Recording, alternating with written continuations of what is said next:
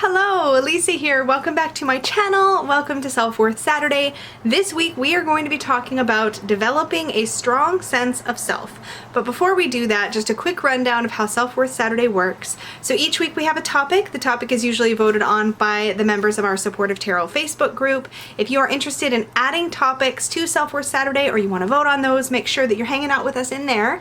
And then what we like to do is have a little chat. I like to talk about the topic itself, maybe give some tips and tricks. I like to throw out some journal prompts, a weekly challenge, and do a little oracle card reading at the end. Usually these videos premiere on YouTube, which means it's like a live chat in the sense that you'll see a live chat window if you happen to be catching this when it first airs on YouTube, but this is a pre-recorded video, just so it's not confusing if I'm like typing in the chat and saying hello right now. I'm there, but I'm not also on camera at the same time. So thank you for hanging out with us. Last week, we were talking about like letting go of the past, or specifically releasing the hold that past relationships have tended to have on us. So our challenge for last week was to just notice where and how we were still clinging to those past relationships. And the analogy I used last week was sort of like if you're holding a helium balloon, or a little child is holding a helium balloon, if it's difficult to imagine yourself holding one, and a wind comes and like sweeps away the balloon into the sky, you might get another balloon, but that particular balloon is gone.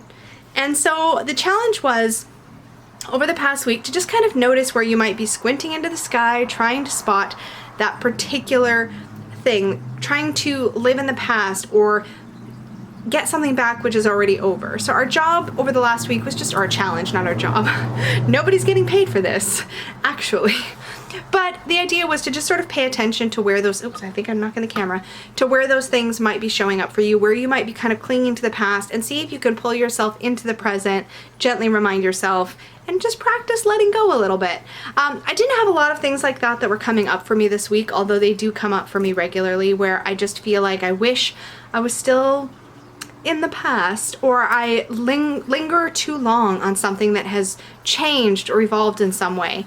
And I think this past week I just tried to take things as they were and accept the present. And I'd be curious to see or hear in the comments or in the live chat, if you're participating right now while this first airs, how did it go for you last week? Did you find any of the tips from last week helpful? Were you able to implement any of those? Did anything become actionable for you throughout the week? Let us know.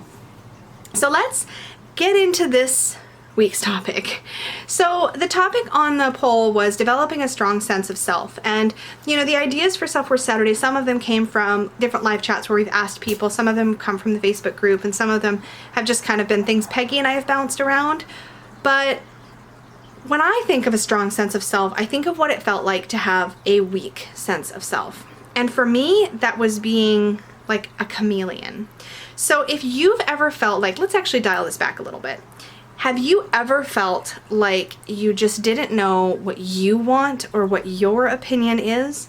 Maybe it's when somebody asks you for your opinion or asks you a question about what type of music you like or what your favorite color is, and it's almost like you're scrambling for an answer because maybe you haven't really thought about it, or maybe you've just tended to mold yourself around what the people around you like. That was what I call being a chameleon. That is that idea of not really having that sense of self, that sense of self-identity. Could even be somebody asking you like, what's your favorite flavor of ice cream? And you're like, I don't, chocolate, I think. Like, to me, what it felt like, well, let me back up. What's a chameleon, and why have I called myself one for like most of my life until I developed my strong sense of self-identity? Like when we think of the animal companion, animal friend, yeah, we're gonna say animal friend. When we think of chameleons, we think of their ability to change their outsides to match their environment. And being a chameleon for me meant that from a very young age, I sort of learned to mold myself into what I thought at the time other people wanted, or would find interesting, or would find attractive, or would find valuable or worthy. In other words, it never even occurred to me that just who I inherently was good enough. I always assumed I needed to somehow change or alter myself, my behavior, my personality, my interests to suit the people who I was interested in spending time with or who I wanted to please. And so that's what I mean when I say chameleon. It's like the internal version of changing yourself to suit your environment. And for me, you know, it was automatic. It wasn't something I consciously thought about. And it wasn't until I realized I really had no sense of self that I even realized this is what I'd been doing. So why do we become chameleons? Because I know this is something that's very relatable to a lot of us. And whether we do this in small ways or in big ways, a lot of us have definitely had this experience. And so I think, you know, it's all based on our personal experiences. Some of us, for me, I guess, as I mentioned before, I just began to feel at a certain point, or I grew up thinking that my value was in what I did, how I molded myself. And I think some of us, especially if you're very intuitive and it's easy for you to sort of tune into what other people like, it can just become an easy/lazy way to connect with other people rather than trying to find, I guess for me, I'm stumbling over my words a little bit, and I want to articulate this the way that I really want to articulate it, because it's not such a conscious thing. At least it wasn't for me. It's very much almost like the idea that two people who have totally different sets of beliefs or habits or hobbies could be friends. It didn't really occur to me, especially when I was younger, and especially based on my personal experiences as a little child. So when I was interested in somebody, whether it was romantically or just as a friendship, I feel like I needed to like the same things that they liked, and I needed to have the same beliefs that they had. And so I didn't really know what having a sense of what I wanted or what I was about really meant. And I think that that's something that some of us just stumble into, whether it's through a series of experiences where people constantly repeat messages that give you that feeling of needing to mold yourself, or whether it's just something you pick up on because it's the easiest, and again, /laziest way to get to know somebody. You might take up somebody else's hobby, somebody else's musical interest, or somebody else's, I don't know, favorite flavor of ice cream, just to have something, some kind of common ground to connect with that person on. So the reason that this became problematic for me personally, and the reason that I chose to do something about this habit or this trait I found in myself to chameleon, is because I recognized that I wasn't even able to see what I had to offer. I wasn't able to recognize even what I could bring to the table in a relationship or a friendship. And that was a sort of thing in the back of my mind that was constantly degrading my sense of self-worth. It was constantly in the back of my head that they only like me because I like what they like. And if I was really myself, then everything would fall apart.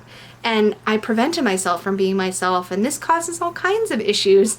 And at a certain point I was like, but it almost felt foreign to me, I felt foreign to me, because I didn't know how to even identify what I felt, wanted, what my opinions were, what my genuine interests were. And when I hit that point in my life where I realized I was doing that chameleon-y thing, it was kind of like a light bulb went off, and I was like, oh my gosh, I've been doing this my whole life. So for me, that's what having a weak sense of self felt like. It felt like being a chameleon. Now your experience might be different. You might be looking to develop a stronger relationship with yourself or sense of yourself just because you've been disconnected, and you want to get that connection. Maybe you've never had that connection. It might not have anything to do with also being a chameleon, but for me, that's what that looked like. So that's my perspective I'm sort of bringing to the conversation. But let's talk about, if you want to change that, if you want to really, I'm talking with my hands a lot. If you see my shoulders moving, it's because down here, I'm moving my hands. But if you want to change that, if you want to develop a stronger sense of self, here's some things to get you started. The first step, and I know this is going to be really out there, guys, you have to get to know yourself. I know, right? I know. I was like, where does one start? So the thing about getting to know yourself is it requires time alone. It also requires some distraction-free time, and preferably some time where you can really let your thoughts roam. Now for me, it's been helpful to do things like meditate, practice yoga, journal. These are all really helpful things for me. For you, it might be going for a long walk in the woods. That's also something I like. It's just not as convenient. But you might like to get on a treadmill. You might like to, I don't know, just lay in your bed and stare at the ceiling. The thing about this is that in our culture today, it's too easy to fill that void that we usually, pre-technology, we had all of this opportunity for silence, for space, for time and room to think. But nowadays, if we don't want to think, if we don't want to bother getting to know ourselves, or if it doesn't occur to us to make the time to get to know ourselves, we could spend from the time we're awake in the morning until the time we go to bed at night stimulated. Media, books, TV, social media, phones, computers, laptops, even other hobbies, right? Knitting. Okay, here's another good example that just jumped into my head. I'm not a knitter. I have knit. I know how to knit. I like knitting, but it's a fly-by-night kind of hobby for me. But knitting is a great one. If you're not also watching TV or filling your eyeballs with screen, you could be contemplating, you could be drawing or painting and thinking, letting your thoughts roam. But the idea about making space to get to know yourself is you need space. You need space to hear your own thoughts. You need space to listen to yourself, to let things bubble up naturally. Getting to know yourself in this way is a lot like building any other relationship. You have to make it a priority. And I think this is the groundwork for every other tip I'm about to give you. But get to know yourself and give yourself the opportunity to do that. And start small. Like in the beginning, it's going to feel real weird. And in fact, in the beginning, it can almost be, it can and likely will be uncomfortable because we're not used to just being with our thoughts. We're not used to just being with our emotions. Again, particularly in this day and age, there's just not a lot of opportunity for that. And if you live with a family, if you have small children, you might not get a lot of opportunities for quiet time. There are now float spas. I don't know if I ever put it up. I don't think I ever put it up, but I did go to a float tank, which is a sensory deprivation tank, and a lot of people find them very claustrophobic, but there are open tanks too. But the idea is that you go into a completely silent environment and it's dark and you're floating, so you don't have any tactile sensations and you're just with yourself for that time. And that's something that some people might really enjoy exploring, although I would say that's at the extreme end of spending time with yourself and can be way too much if you're just getting started. I just thought I'd throw it out there anyway. All right, so that's step one, get to know yourself. Try to do it without distractions. If you're listening to music, let it be lyric-free music. So instrumentals, what's the other word? Ambient style music. Number two, Shayla. I don't want my dog to start interrupting this whole video. Number two, try to start disentangling your interests from others by experimenting. This also can feel really awkward and uncomfortable in the beginning, but if you notice that every single hobby and interest that you have is one that you've sort of glommed onto people around you, which is super normal when you're going through an experience of chameleoning at all, if you've have that same experience that I've had, and not everybody has. But if you find that a lot of your interests are tangled up in other people and what they like to do, especially people really close to you, try to disentangle by trying new things. Get out of your comfort zone a little bit. If the people that you spend time with all really love to go to the movies, it doesn't mean you stop going to the movies. You can if you want to, but don't necessarily stop doing everything that you like doing with your friends or your family members or your partner, but try some new things as well. To me, it's kind of like when I'm addressing intuitive eating or body positivity. To me, it's not about restricting and taking something away. It's about adding something into the mix. So if you typically watch a lot of TV or go to a lot of movies, try reading a book if you don't normally. See what you think. Try an audiobook if that's more accessible to you. Try drawing if you never have, or try something that's completely not creative, like, and it's more left-brained. Like, I was just talking about this at lunch today, but Peggy likes those Sudoku puzzles, those math puzzles, like the horror. I don't do math for fun, no thank you. But like, if you take yourself outside of your box a little and start experimenting with other things and other interests, try different types of music that you don't normally listen to. Watch YouTube reviews of people who have reviewed I literally just watched a video, so I'm a squirrel. Like, this is what it's like on my channel. I'm sorry if you're new here and this is your first time seeing this in real time, but this is what I do. But I recently watched a video from somebody who was listing her favorite witchy music artists, and I loved that because I discovered a couple people that aren't currently ones I was listening to, and I added a couple new people to the mix that I really liked. So just experiment. That's the whole point. Instead of being so tangled up in what everybody else is interested in or doing, try some new things, and you're going to find some things you like and some things you don't like, but that's the whole point of experimenting. Okay, that was a lot about that. Another thing I did that helped me a lot when I was first starting to become more aware of how much I was chameleoning is I sort of developed this mental habit of giving things ratings. This sounds probably really geeky, but for example, Peggy loves action movies, and I don't have to do this with her because I'm not all tangled up. But when we go to the movies together, we almost always go to see action movies because I really just like going to the movies, and she really only likes going to the movies to see action movies. So most of the movies we see in the movie theater are action movies.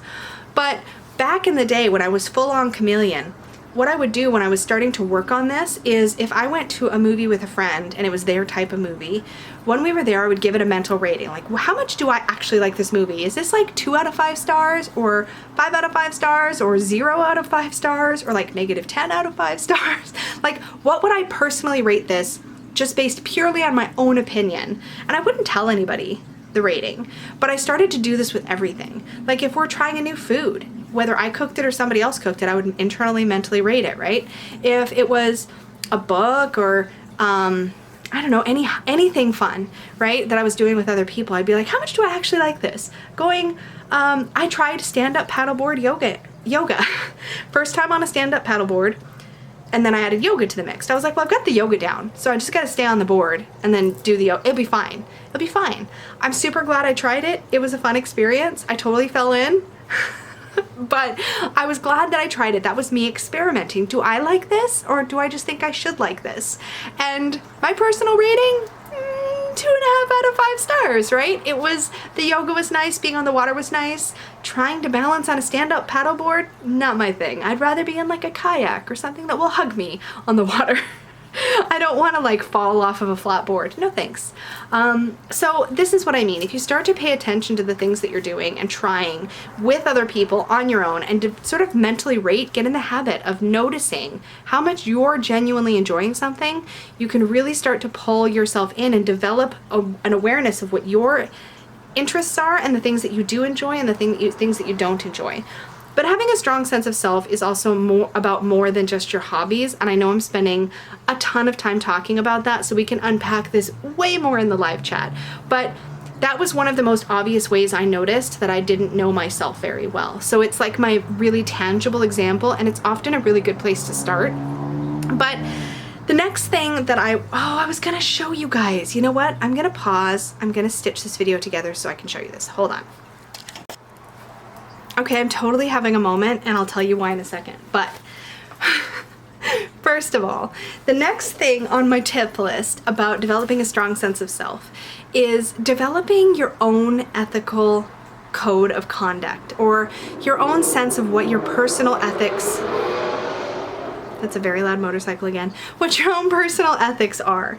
So here is, I'm going to share with you a book that I discovered a long time ago. We're talking probably 18 to 20 years, maybe a little bit less, but this is actually a book about developing your own ethics. Now, it's a very pagan-oriented book, so if you are in the witchy realm or the pagan realm, you'll probably really like this if you aren't already familiar with it. But it is called When, Why, If by Robin Wood. Now, the reason I'm having a moment is because I just realized that I'm pretty sure this is the same Robin Wood of the Robin Wood Tarot. Hold on. Yeah, this bad boy. Do we recognize this deck? So I'll show you some of the fronts. I know, that's not what we're doing here, but focus, camera, you can do it. There we go. Okay, Robin Wood Tarot. Mind-blowing. Even more mind-blowing is the fact that I completely forgot that my copy of this book is signed. I don't remember when I got this signed. I wish I had a better memory, but I don't. Anyway, let me read you the back of this book. This book was originally published in 1996. So it says, When, Why, If is one of the most, oh, this is a, what do you call it, a testimonial type thing? When, Why, If is one of the most important books ever written for the benefit of the pagan and Wiccan communities. So often we're given instructions on how to practice the craft in many ways, following many traditions. Finally, a responsible elder has come forward to guide us through the mists of ethical behavior and moral responsibility. This book is especially well suited for the instruction of children and teenagers entering the craft. Now, that being said, it sounds like it's very specific to the craft, and from what I recall, it kind of is. But what it mostly is a really explorative experience in developing your own personal ethics and your own personal, like, sort of code of honor. Like, how do you engage with your ethical dilemmas, right? And I think that having a strong sense of your own personal ethics and your own personal beliefs is a huge part of developing a strong sense of self. So hobbies and interests aside, it starts to get a little bit deeper. So I would definitely encourage you to explore ethics. Now you can do this through, it doesn't have to be just this book. There's other books on ethics, or you can start to look at ethical quandaries, articles. Benabel Wen recently did a video. I haven't had a chance to experiment with yet, but it's on, you know, using the tarot with philosophical questions. These are kind of cool ways you can dive into your beliefs and your ethics. But I do think that that's one way that you can develop a stronger sense of self. Another thing that's really fun to do to learn more about you, how you tick, is to read up about your sun sign, your moon sign, and your rising sign if you are at all even remotely interested in astrology. If you think that's all a bunch of bull, then probably don't waste your time with that. But then there's other things you could dive into. You could do online quizzes to figure out what your Enneagram type is. You could do quizzes to figure out your Myers-Briggs personality type. You could read about your tarot birth cards and figure out how those apply to your personality and who you are as a person. There's all sorts of ways you can use online tools, books, and other resources to read about things that might help you get a handle on what your personality is all about, what matters to you, what things you feel strongly about, and what things you don't feel strongly about, and also get a little information on care and feeding of yourself, right? How to take the best care of you. Learning whether you're an introvert and an extrovert can be hugely transformational for people. Learn your love language. I will put a link down below, but this is such a cool one because it really talks or speaks to how we engage with people romantically and the things that make us feel loved and appreciated, even in non-romantic relationships. So everybody has ways they like to express their love. Some people do it in acts of service, some people like to give gifts, some people primarily like physical touch, some like the right words.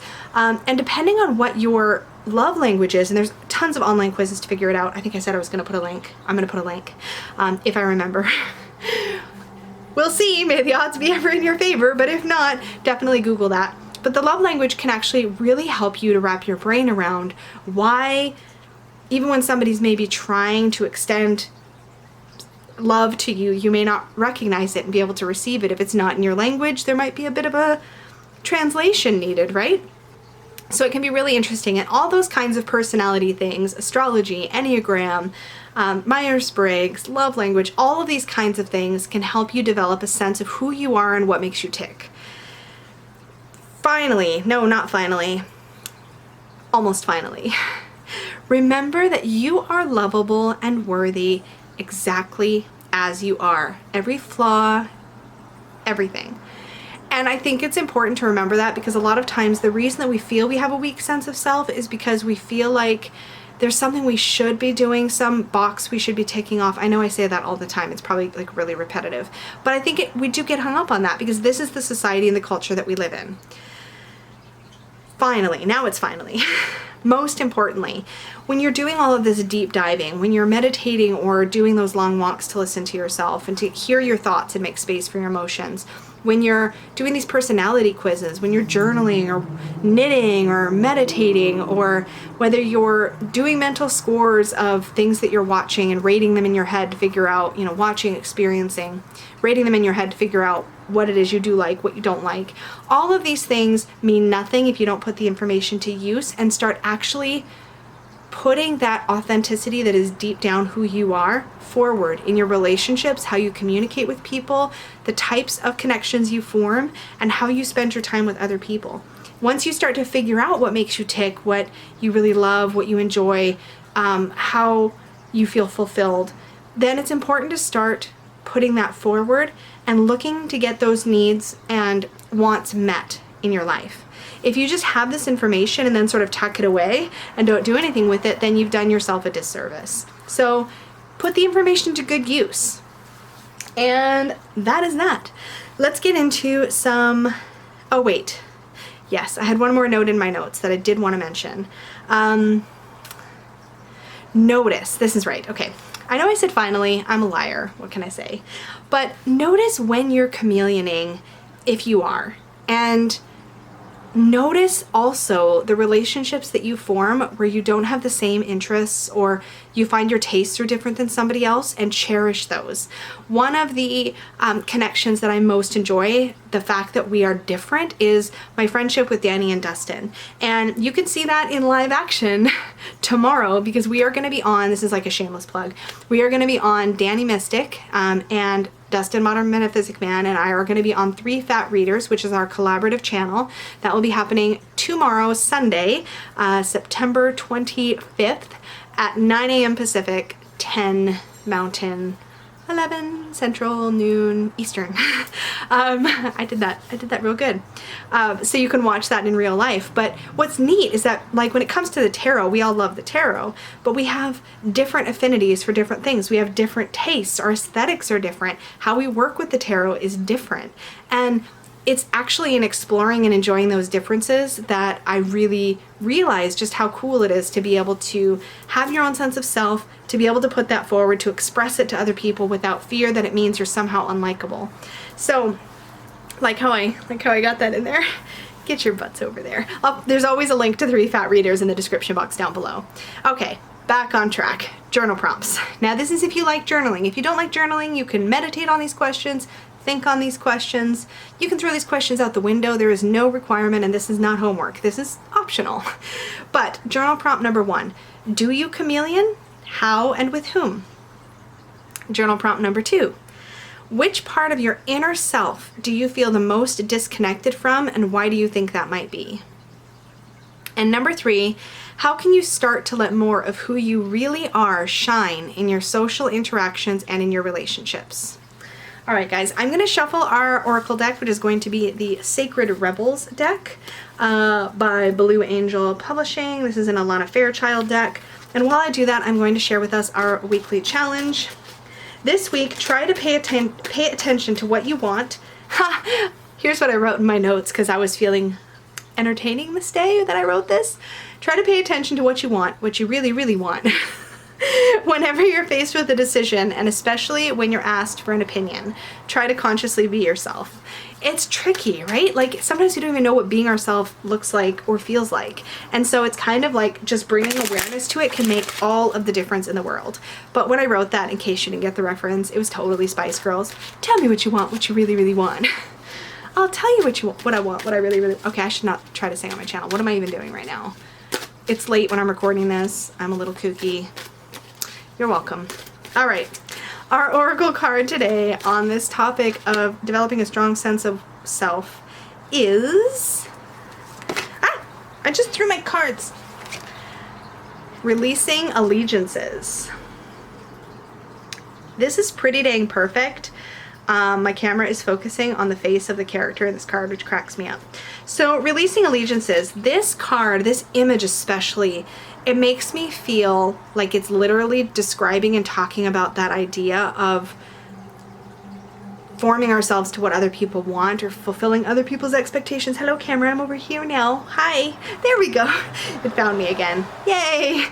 Anyway, this idea of releasing allegiances to me is that idea of be allegiant? Is that a word? Be loyal to yourself. Have an allegiance to yourself. Let yourself be a priority. Let yourself be who you let shine, and then just see what happens. I mean, a lot of the times we feel we have to shrink and make ourselves smaller. We have to diminish our personalities to fit in a particular space or to meet a certain criteria, and the reality is that most of the time that's not true. And when it is true, it's usually because you've got a jerky boss or something who's like, you need to act a certain way. Whatever it is, be yourself, work on being yourself, and in order to really understand what that's like, you need to get to know yourself. So take that message with you throughout the week, see what you can do this week to be more yourself, to explore your own personality, and really notice when you're asked for an opinion, try to think about, and we've done this in other challenges too, but when you're asked for opinions, try to notice what you really, really want, right? Really try to notice. And so with that, you guys, that wraps up this week's Self-Worth Saturday. I have no idea how much time I was on, so this may have run long because I split it into 2 parts when I went and got my book.